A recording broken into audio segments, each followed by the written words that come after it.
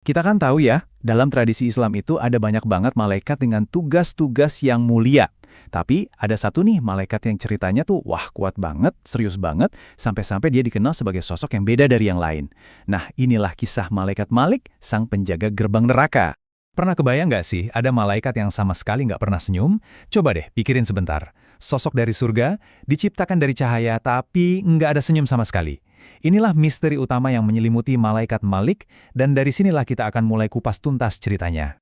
Oke, jadi pertanyaannya, dari mana sih cerita ini datang? Yuk, kita lihat satu momen penting yang mengungkap kenapa malaikat Malik ini begitu unik. Jadi, ceritanya ini terjadi di momen Isra Mi'raj. Ini kan perjalanan spiritual Nabi Muhammad yang luar biasa ya. Nah, di setiap tingkatan langit, beliau itu disambut dengan hangat, penuh senyum sama para malaikat. Tapi, di tengah semua sambutan meriah itu, ada satu pertemuan yang rasanya kontras banget. Wah, bisa kebayangkan betapa bedanya sosok yang satu ini. Wajahnya itu digambarkan ke aku, tanpa ekspresi sama sekali. Pemandangan yang pastinya langsung bikin Nabi bertanya-tanya. Siapa sih dia ini sebenarnya? Dan inilah jawabannya langsung dari malaikat Jibril. Ia adalah Malik, penjaga neraka. Alasannya dalam banget. Sejak neraka diciptakan, senyumnya itu hilang. Ini penting ya, ini bukan karena dia benci atau jahat, tapi ini bukti keseriusan tugasnya. Dia paham betul apa itu keadilan Tuhan yang mutlak. Oke, sekarang kita udah tahu namanya Malik. Tapi tugasnya sebenarnya apa sih? Yuk kita dalami lagi karena ini tanggung jawab yang, wah, berat banget. Jadi tugas utama malaikat Malik itu spesifik dan jelas banget, menjaga neraka. Dan dia bukan sekedar penjaga biasa loh, dia itu pemimpinnya para malaikat penyiksa, yang kita kenal sebagai Zabaniyah. Ini menunjukkan betapa besar otoritas dan kekuatannya. Al-Quran sendiri ngasih kita gambaran yang lebih detail soal sifat para penjaga neraka ini. Mereka itu digambarkan sebagai ghalidhun dan shidadun, artinya kasar perlakuannya dan keras kekuatannya.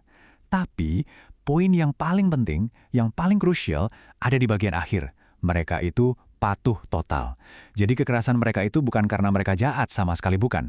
Itu cerminan dari pelaksanaan perintah Tuhan yang mutlak, nggak ada kompromi. Nah, salah satu gambaran yang paling dramatis ya, tentang peran malaikat Malik ini, datang langsung dari sebuah dialog di Al-Quran. Ini adalah interaksi antara dia, sang penjaga, dengan para penghuni neraka. Bayangkan, para penghuni neraka udah nggak tahan lagi sama siksaan yang abadi. Mereka memohon. Bukan minta bebas, tapi minta dimusnahkan aja. Mereka manggil Malik dan bilang, "Wahai Malik, biarlah Tuhanmu mematikan kami saja." Dan jawaban dari Malik, singkat, tegas, dan nggak ada ruang buat nego sama sekali. Dia cuma bilang, "Sungguh, kamu akan tetap tinggal." Jawaban ini, wah, ini benar-benar menegaskan perannya. Dia adalah pelaksana ketetapan ilahi yang nggak bisa diganggu-gugat. Di sana, udah nggak ada lagi belas kasihan. Yang ada cuma keadilan murni yang harus ditegakkan. Oke, biar kita makin paham soal peran Malik, ada cara yang bagus nih. Coba kita bandingkan dia dengan lawannya, yaitu malaikat penjaga surga. Dari sini, kita bisa lihat keseimbangan konsep ilahi itu kayak gimana. Kontrasnya kelihatan banget kan? Di satu sisi ada Malik. Dia ini representasi keadilan yang tegas, perwujudan murka Tuhan terhadap dosa. Nah, di sisi lain ada Ridwan penjaga surga. Dia kebalikannya, perwujudan rahmat dan sambutan yang hangat.